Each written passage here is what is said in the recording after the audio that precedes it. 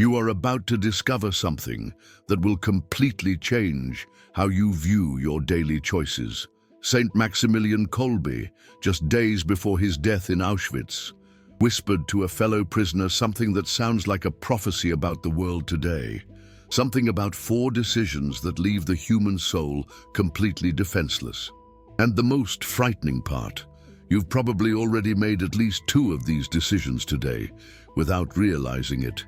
Imagine for a moment a man who looked directly into the face of absolute evil, who saw how hatred can destroy not only bodies, but entire souls. This man, in his final days, identified a pattern he saw repeated in every prisoner who gave up before they even died. But here's what nobody tells you about Kolbe. He wasn't just a saint, he was a genius observer of human nature, and what he discovered in that hell is that there are certain decisions that act like doors that, once opened, leave your soul completely exposed. The first of these 4 decisions is so common today that you don't even recognize it as a choice anymore. It's something that happens the moment you wake up, in the first 15 minutes of your day, and it can determine whether your soul will be protected or vulnerable for the next 24 hours. Kolbe called this the morning surrender, but it wasn't about prayer. It was about something much deeper, much more dangerous when done wrong. He observed that there's a window of extreme vulnerability in the moments after waking. Your mind is still in a state of transition between the unconscious and the conscious. At this moment, it's like a sponge. It absorbs everything without filters, without resistance, without discernment. That's why the first thoughts and the first energies you allow in literally define the spiritual frequency of your entire day, as if you were tuning the radio of your soul. And once tuned, it's incredibly difficult to change the station. I'll explain exactly what this means. But first, you need to understand something about how Kolbe saw the world. To him, every human being carries a kind of spiritual energy field, like an invisible aura that can be strong or completely shattered. In the concentration camps, he could literally see who would resist and who would break just by observing how these people made their first decisions of the day.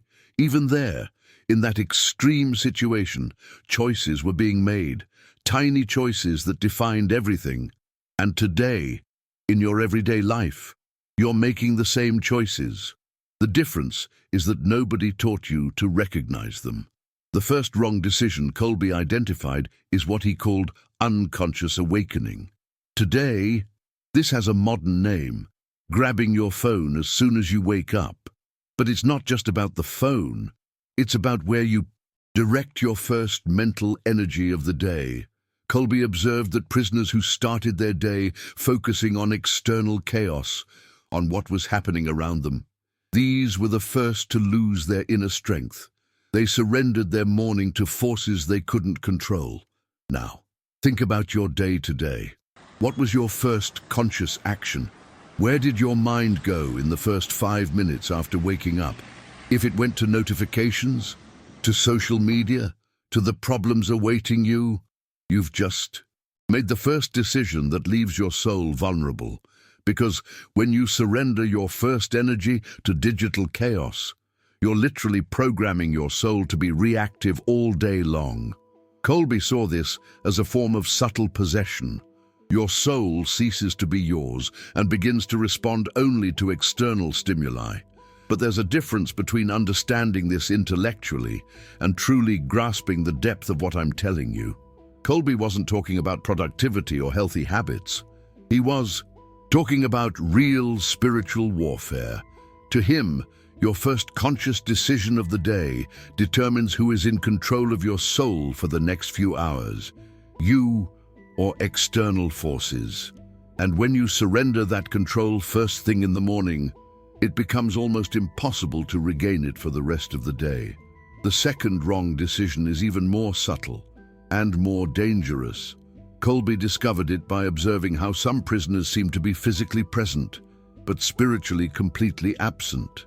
As If they had developed an ability to disconnect from reality to avoid suffering, he realized that these men had made a very specific unconscious decision, the decision to live on emotional autopilot, to turn off their sensitivity to avoid feeling pain. But when you turn off your sensitivity to avoid pain, you also turn off your ability to feel joy, love, gratitude. Today, this decision has millions of forms. Every time you choose passive entertainment to avoid thinking, every time you numb yourself with anything, whether it's Netflix, food, shopping, anything, to avoid confronting what you're really feeling.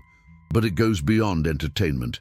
It's the decision to stay constantly busy so you don't have to be alone with your own thoughts. It's the habit of always having music in your ears so you don't hear the inner silence.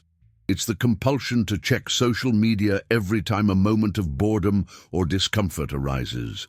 Kolbe realized that this strategy of emotional escape creates what he called living death. The person develops an outer shell that functions perfectly in the world, but inside is completely empty.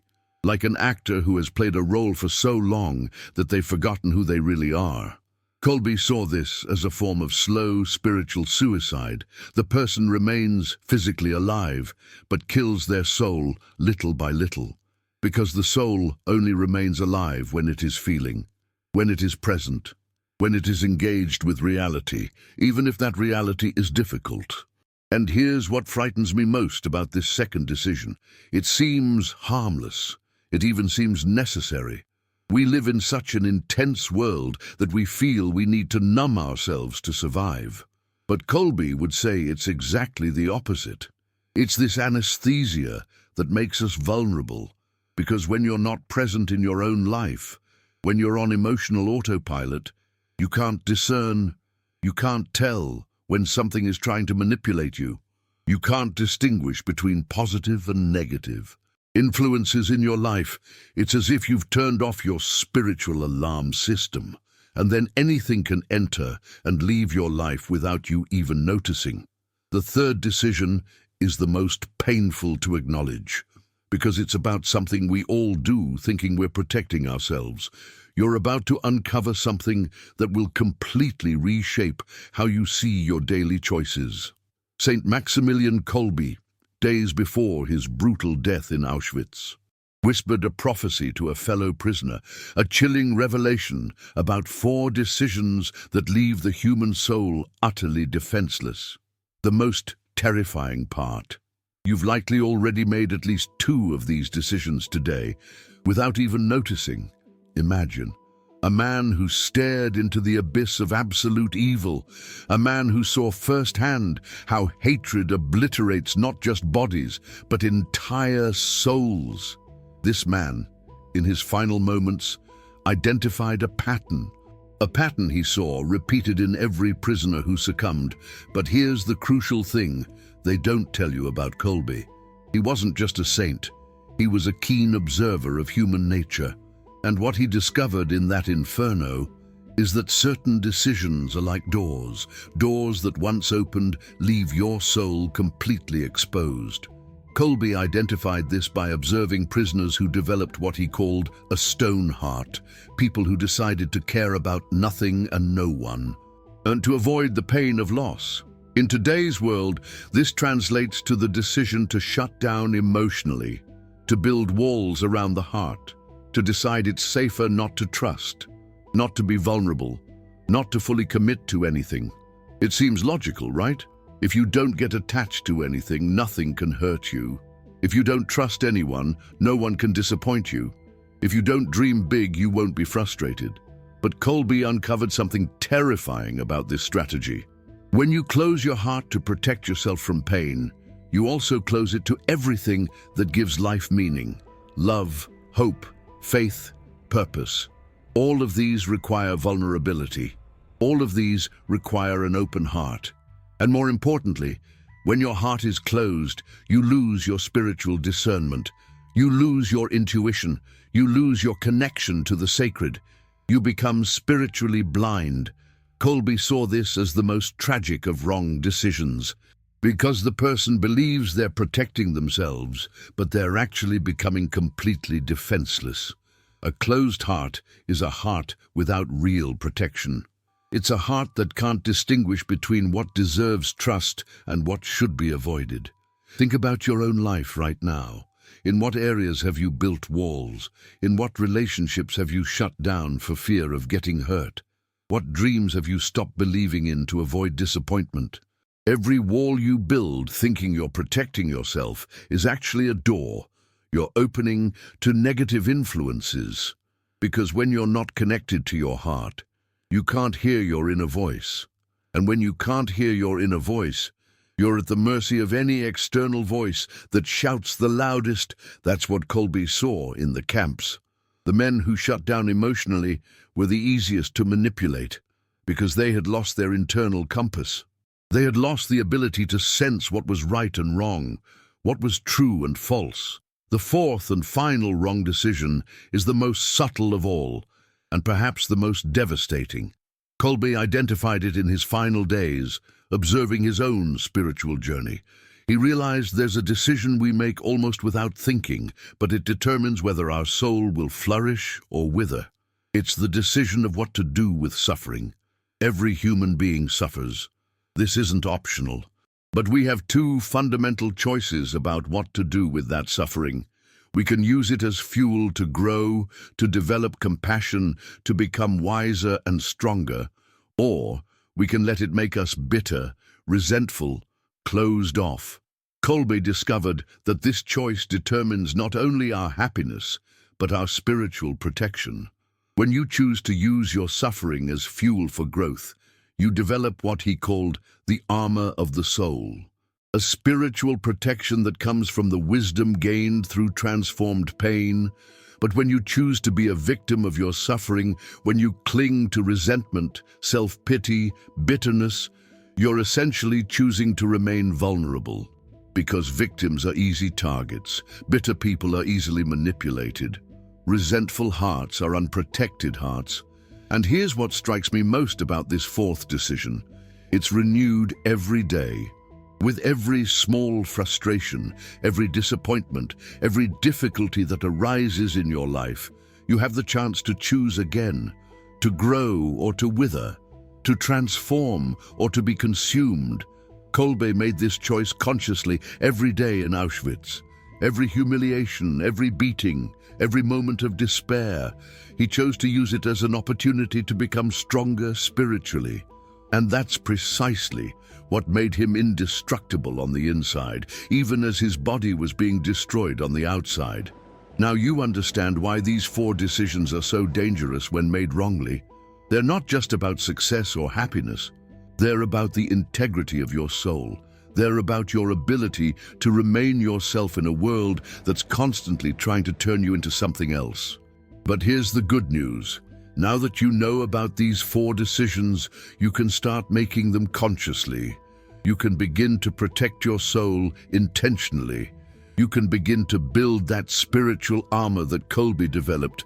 And that's precisely what we'll explore in the second part, how to transform each of these wrong decisions into decisions that strengthen your soul, how to use Kolbe's wisdom to navigate the modern world without losing your essence, how to develop real spiritual protection in an age of digital vulnerability. Because what Kolbe discovered in Auschwitz wasn't just about surviving extreme evil. It was about how to keep your soul intact under any circumstance. It was about how to be indestructible on the inside, no matter what happens on the outside. But now comes the part that could save your soul. Literally. Kolbe didn't just identify these four dangerous decisions. He developed specific antidotes for each of them. Strategies he tested in the most extreme laboratory possible, a Nazi concentration camp. And if they work there, they'll work in your life. The first protection Kolbe created, he called the Sacred Awakening Ritual. It seems simple, but it's revolutionary. In the first 5 minutes after waking up, before anything else, you make 3 specific movements that shield your soul for the entire day. First movement, you place your hands on your heart and feel your own life pulsing. It's not meditation. It's acknowledgement. You're acknowledging that you woke up today for a reason, that your life has purpose, that you're not just a consumer of information, but a creator of reality. Kolbe did this even when he woke up sick, weak, hopeless. He would put his hand on his chest and say internally, "This beating heart is a miracle. This breath that enters is a gift. This day that begins is an opportunity to serve." 3 simple sentences that reconnected him to his deepest identity. Second movement, you consciously choose an intention for the day, not a productive goal, a spiritual intention. How do you want to feel at the end of the day? What kind of energy do you want to radiate? Which version of yourself do you want to nourish today? Kolbe chose a specific word each morning: courage, compassion, peace, strength. And throughout the day, whenever he faced a decision, he would ask himself, what would a courageous person do here?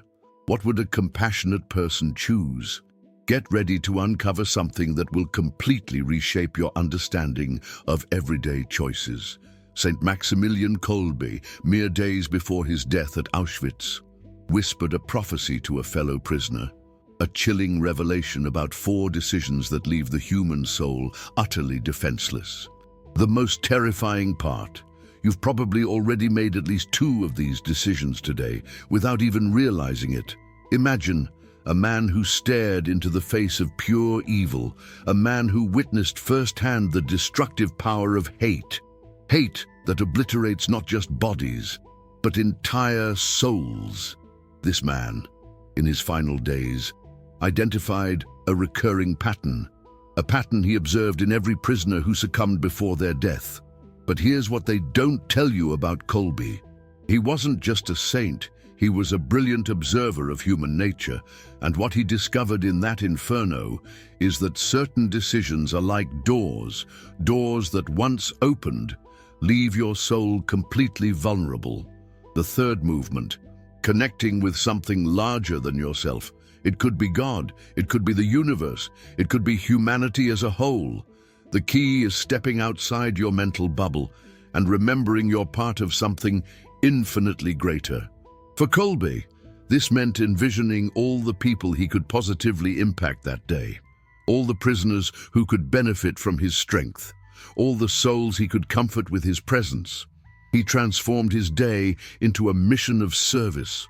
Before even getting out of bed, these 3 movements together created what Kolbe called the morning shield, a spiritual protection preventing the day's initial energies from being hijacked by outside forces. When you do this, your day becomes an extension of your soul, not a reaction to the world's chaos. And here's what truly astounds me. Kolbe did this even in Auschwitz, even waking up to another day of torture. He dedicated the first few minutes to connecting with his essence, to remembering who he was beyond those circumstances. This made him, quite literally, untouchable from within. The Nazis could destroy his body, but they couldn't reach his soul, because it was protected by this sacred ritual. For the second wrong decision, emotional anesthesia, Kolbe developed what he called radical presence practice. It's the exact opposite of autopilot. It's the conscious decision to feel everything happening in your life, without escaping, without numbing yourself. But pay attention. Feeling everything doesn't mean suffering from everything. Kolbe made a crucial distinction between feeling and being consumed. You can feel anger without becoming an angry person. You can feel sadness without becoming a sad person.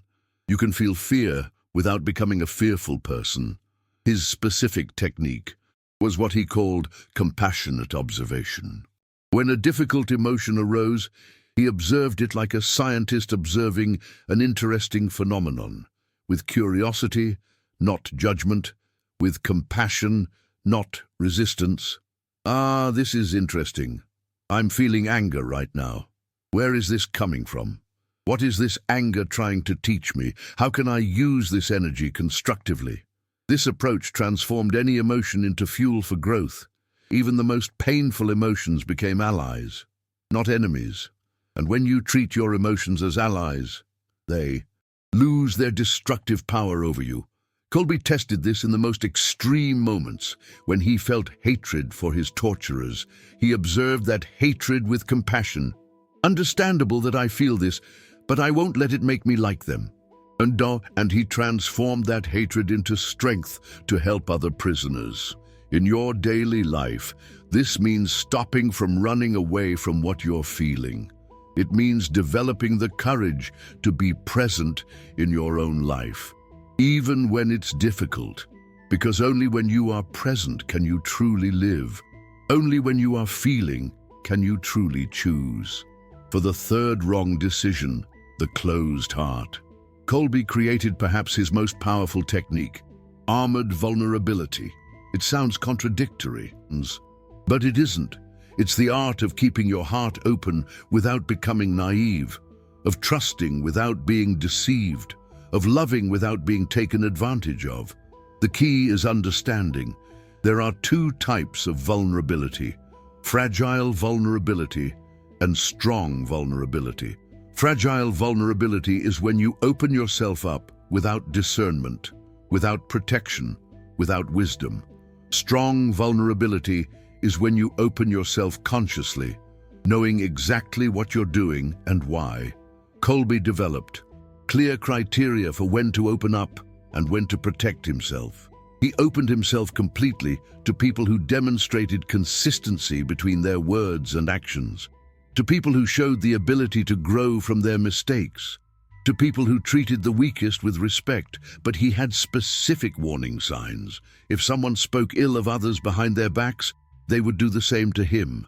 If someone broke small promises, they would break big promises. If someone only appeared when they needed something, they weren't trustworthy when he needed them. Most importantly, Kolbe observed how people reacted when they were contradicted, how they treated those who couldn't offer anything in return, how they behaved when no one was watching. These were the true tests of character, but he immediately closed himself off to people who manipulated others, to people who lied easily, to people who used the vulnerability of others as a weapon. And there was a definitive test he applied: toxic people. Always tried to make you doubt your own perception. They always tried to convince you that you were exaggerating, being too sensitive, misinterpreting things. When someone did this systematically, Kolbe knew it was time to create emotional distance. The secret of armored vulnerability is that it doesn't close the heart. It simply chooses when and with whom to open it. It's like having a door with a smart lock, not building an impenetrable wall. And this allowed Kolbe to maintain his capacity for love and trust, even in Auschwitz, even surrounded by people who could betray or hurt him. He simply chose carefully whom to trust and how much to trust. For you, this means learning to distinguish between people who deserve full access to your heart and people who deserve only superficial access. It's not cruelty, it's wisdom. It's intelligent protection. The fourth and final protection Kolbe developed is the most transformative of all: to deal with suffering in a way that strengthened him. Instead of destroying him, he created what he called the alchemy of pain, the art of transforming any suffering into wisdom, any difficulty into strength, any loss into depth. The technique had 3 steps. First, completely accept the reality of the suffering. Don't minimize, don't deny, don't pretend it doesn't hurt. It hurts. And it's okay to hurt. Suffering is a legitimate part of the human experience. Second, actively seek what this suffering is trying to teach you. Every pain carries a lesson. Every difficulty reveals something about you or about life that you didn't know before. Every loss forces you to discover inner resources you didn't even know you had. Third, use that lesson to help other people going through something similar. Transform your pain into compassion, your difficulty into wisdom that can guide others, your experience into light that can illuminate the path of those who are lost. Kolbe did this daily in Auschwitz. Every humiliation he transformed into understanding about human dignity. Every moment of hunger he transformed into empathy for those who have nothing to eat. Each freezing night, he transformed into gratitude for any small comfort. And in the end, when chosen to die in the starvation bunker, he even used his own death as a way to serve. He offered himself in place of a family man. He transformed his execution into a sacrifice of love. That's the alchemy of pain. That's transforming what could destroy you into what makes you more human, more wise, more capable of love. Now, imagine for a moment what your life would be like if you applied these 4 protections every day. If you started each morning shielding your soul, if you lived each day present in your emotions without being dominated by them, if you loved with an open heart but protected by wisdom, if you transformed every difficulty into fuel for growth, you would become exactly what Kolbe became, indestructible on the inside.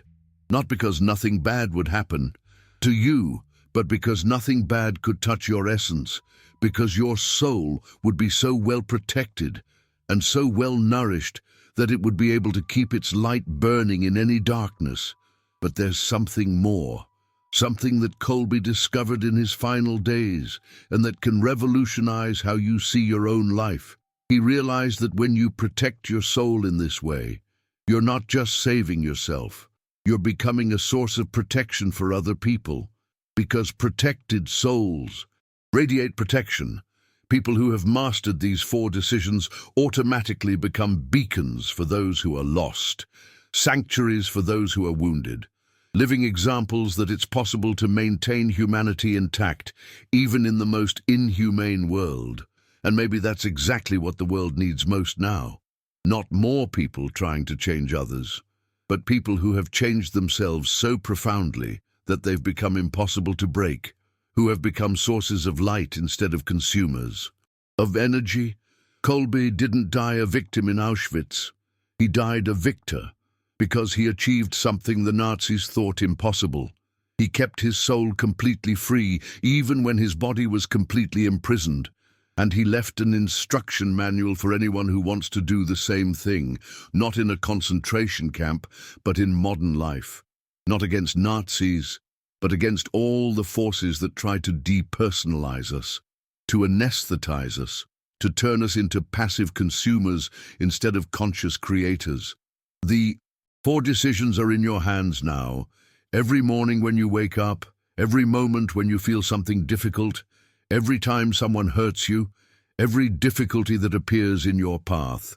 And here's what Kolbe understood about these decisions. They're not dramatic. They're not epic moments where you choose between good and evil in an obvious way. They're small, seemingly insignificant choices that happen dozens of times a day. The choice to take a deep breath instead of reacting immediately. The choice to feel the emotion instead of running away from it. The choice to trust again after a disappointment. The choice to find meaning instead of surrendering to bitterness. They are split-second decisions that build an entire life. They are micro-choices that determine macro results. They are small acts of courage that, added together, create a heroic existence. You can choose vulnerability or protection, reactivity or consciousness, autopilot or radical presence, a closed heart or shielded vulnerability, victimhood or the alchemy of pain. And with each conscious choice, you are literally sculpting your soul. You are deciding what kind of person you will become. You are determining what kind of energy you will radiate into the world.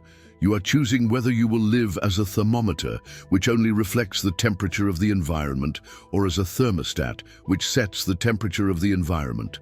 They are only 4 decisions, but they are the decisions that determine whether you will live as the owner of your own soul, or as a slave to circumstances, whether you will end your life knowing that you truly lived, or knowing that you only survived. Kolbe chose to live. Even in death, he chose to live. Even in the worst possible circumstances, he chose to keep his soul alive, protected, radiant. And if he could do it there, you can do it here. If he could do it then, you can do it now. The question remains, Will you choose to protect your soul or leave it vulnerable? Because after everything you've heard today, pretending you don't know is no longer an option. The 4 decisions await you tomorrow morning, and in every moment that comes after that, choose as Kolbe chose, and discover what it means to be truly indestructible on the inside.